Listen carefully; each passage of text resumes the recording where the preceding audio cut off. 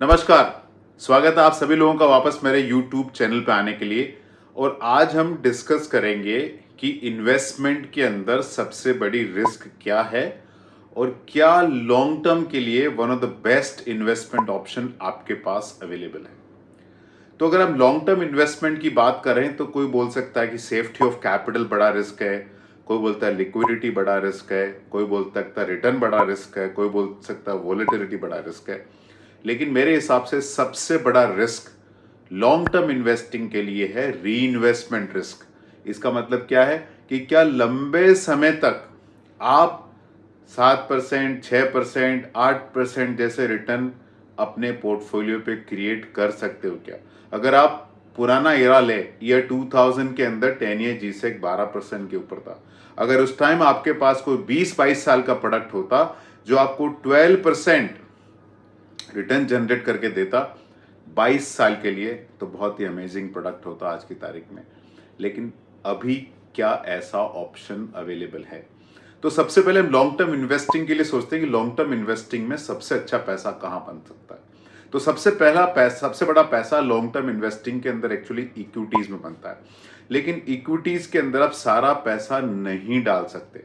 और इक्विटीज में भी देखा हमने, इंडिया में 10 साल का पीरियड रहा है। 1992 से 2002 के पीरियड में ब्रॉड मार्केट में पैसा नहीं बना। इंटरनेशनल मार्केट यूरोप और यूएसए में तो ऐसी सिचुएशन हुई है कि 20-20 साल तक वहां पैसा नहीं बना। इसका मतलब ये नहीं कि इक्विटी में पैसा नहीं डालना चाहिए, बिल्कुल बिल्कुल इक्विटी में पैसा डालना चाहिए। और खासकर इंडिया में तो इक्विटी में पैसा डालना ही चाहिए, लेकिन सारा पैसा आपका इक्विटी में नहीं जा सकता।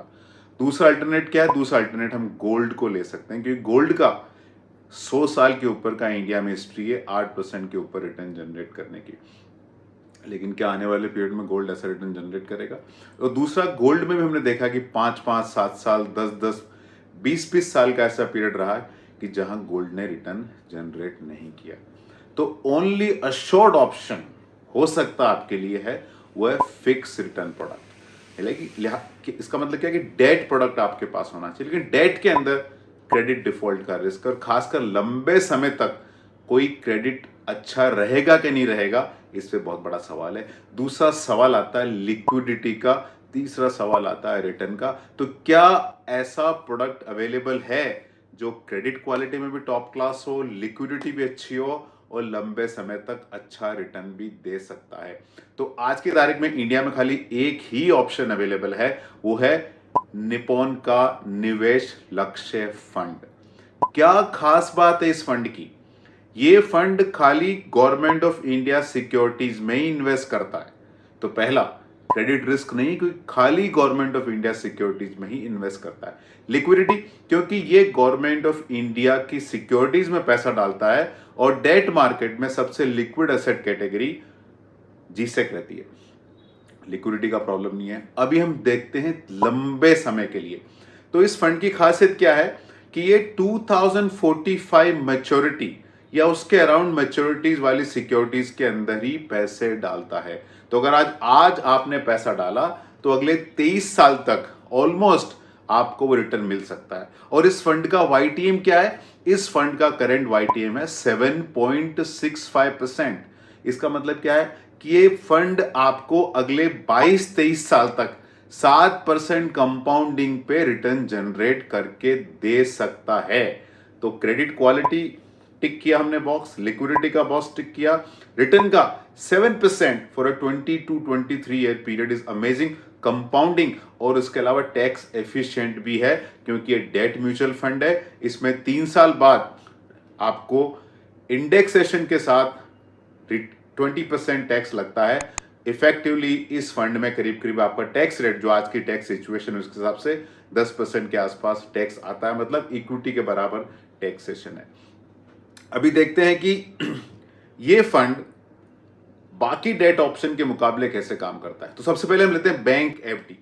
कोई भी बैंक एफडी पहले 10 साल के ऊपर की है नहीं, जो भी 10 साल की है वो 5.5-6% के आसपास रिटर्न दे रही है। लेकिन उसके अंदर चैलेंज क्या है कि इस एफडी के अंदर एक तो कंपाउंड नहीं होता पैसा, दूसरा हर साल टैक्सेशन है, टीडीएस है, और 10 साल के ऊपर का पैसा उसके अंदर नहीं डाल सकते। दूसरा हम लिखते हैं टैक्स फ्री बॉन्ड्स। काफी लोग बोलते हैं कि हमने पास में टैक्स फ्री बॉन्ड में पैसा डाला है, 10% वाले टैक्स फ्री बॉन्ड में पैसा डाला है, लेकिन हम चमत्कार देखते हैं डेट फंड का टैक्स फ्री बॉन्ड के अगेंस्ट में। अगर किसी ने 10% वाले टैक्स फ्री बॉन्ड में पैसा डाला है, तो उसने 10 साल पहले सपोज पैसा डाला है, तो सपोज उन्होंने 1 लाख, 10 लाख या 1 करोड़ जो भी पैसा डाला है, उनको 10% रिटर्न आया, तो पिछले 10 सालों में उनका पैसा डबल हो गया और 15 सालों में 150% रिटर्न आया। बहुत अच्छा दिखता है, लेकिन सबसे बड़ा चैलेंज इसके अंदर क्या है, टैक्स फ्री बॉन्ड के अंदर, कि पैसा कंपाउंड नहीं होता है। आपको जो 6 मंथली कूपन आया उसका क्या किया आपने, बैंक में पड़ा रह गया या खर्च हो गया, तो पैसा कंपाउंड नहीं होता। तो जैसे हमने 10% टैक्स फ्री बॉन्ड का इलस्ट्रेशन लिया, 10 साल के पीरियड के अंदर अगर जीसेक फंड खाली 7.18% रिटर्न जनरेट करे, तो भी वो 10% टैक्स फ्री बॉन्ड के बराबर रिटर्न जनरेट कर लेता है। 15 साल का पीरियड लें, 10% टैक्स फ्री बॉन्ड 15 साल में जो पैसा क्रिएट करता है, वो डेट फंड 6.3% पे कंपाउंड करके भी जनरेट कर सकता है। लेकिन क्या हिस्ट्री है इंडिया में जीसेक फंड की, पिछले 10 सालों की, 15 सालों की, 20 सालों की, 22 सालों की?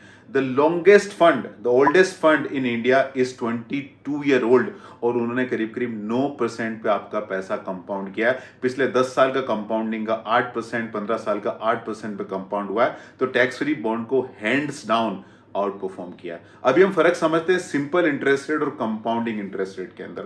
अगर आपने इस फंड में 765% वाईटीएम है, अगर हम 55 बेसिस पॉइंट एक्सपेंसेस निकाल दें तो 7.10 पे पैसा कंपाउंड होगा। अगर हम 7.10 पे सिंपल इंटरेस्ट रेट लेते हैं, तो 5 साल में 7.1% पे आपको 35.5% रिटर्न छूटा। लेकिन वो 7.1% अगर पैसा कंपाउंड हुआ, तो 5 साल के पीरियड में 35.5 की जगह 40.90 आपका रिटर्न छूटा। अगर हम 10 साल का पीरियड लें, तो 10 साल में 7.1% सिंपल इंटरेस्ट रेट पे आपका 71% रिटर्न बना। वही अगर पैसा कंपाउंड हुआ 7.1% पे, तो 71% की जगह 99% आपका पैसा बना है। 15 साल का पीरियड लेते हैं, 7.1% पे आपका पैसा 106% के आसपास बना है, लेकिन 7.1% कंपाउंड हुआ, तो 106 की जगह 180% के आसपास आपका रिटर्न छूटा, मतलब 70% ज्यादा आपका पैसा बना है।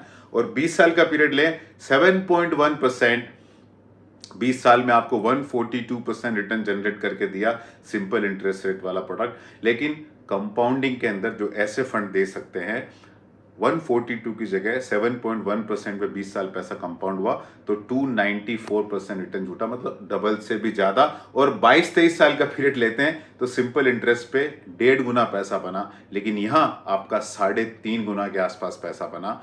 तो पैसा बहुत ज्यादा कंपाउंडिंग के अंदर बनता है। इस प्रोडक्ट की खासियत क्या है कि ये गवर्नमेंट ऑफ इंडिया की सिक्योरिटी है, तो वहां कूपन आना गारंटीड है, बिकॉज ये सॉवरेन गारंटी है। अभी सवाल उठता है, लोग बोलते हैं कि राइजिंग इंटरेस्ट रेट के अंदर हमको लॉन्ग डेटेड फंड में पैसा नहीं डालना चाहिए। कुछ हद तक ये बात सही है, तो आप एक साथ पैसा मत डालिए, एसआईपी के थ्रू डालिए, ट्रांचेज में डालिए, बिकॉज किसी को पता नहीं कि 10 ईयर जीसे क्या, लॉन्ग डेटेड जीसे का टॉप क्या, बॉटम क्या, तो आप कंटिन्यूस बेसिस पे पैसा डालते रहिए। दूसरा, अगर हम देखें कि राइजिंग इंटरेस्ट रेट सिनेरियो के अंदर क्या हुआ है, तो देखिए बहुत इंटरेस्टिंग चीज है। Even in rising interest rate scenario ऐसे फंड बहुत अच्छा रिटर्न जनरेट करके देते हैं। सपोज आपने 10 लाख रुपए इस फंड में डाला, अभी सपोज इंटरेस्ट रेट आज 765 आईटीएम इस फंड का, 8% इंटरेस्ट रेट हो जाता है, तो 6 महीने बाद जो कूपन मिलता है, जो 4% का कूपन मिलेगा, हर 6 महीने में 4% का कूपन मिलता है, वो 4% का कूपन, आपने 1 लाख रुपए डाला, आपको 4,000 रुपए का फंड में इंटरेस्ट आ गया। वो 4,000 रुपया अगले 22.5-23 साल तक 8% पे रिटर्न जनरेट करेगा आपको। तो even in rising interest rate scenario these funds make ट्रेमेंडस sense. Yes, 3 महीने, 6 महीने, इवन 1 ईयर दीज फंड में डिलीवर सब ऑप्टिमल रिटर्न।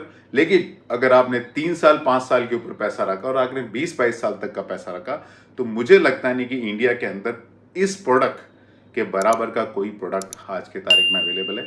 ये वीडियो खाली एजुकेशन पर्पसेस के लिए है। फाइनली कौन सा इन्वेस्टमेंट ऑप्शन आपके लिए ठीक है, ये खाली आपका म्यूचुअल फंड डिस्ट्रीब्यूटर या इन्वेस्टमेंट एडवाइजर ही बता सकता है। उनसे कंसल्टेशन लेके आप डिसाइड करें कि इस फंड में पैसा डालना कि नहीं डालना। फाइनली ये आपका पैसा है, ये आपका फ्यूचर है, आप डिसाइड करें। हम इस पूरे प्रोसेस में एक बहुत ही छोटे इनेबलर है। धन्यवाद।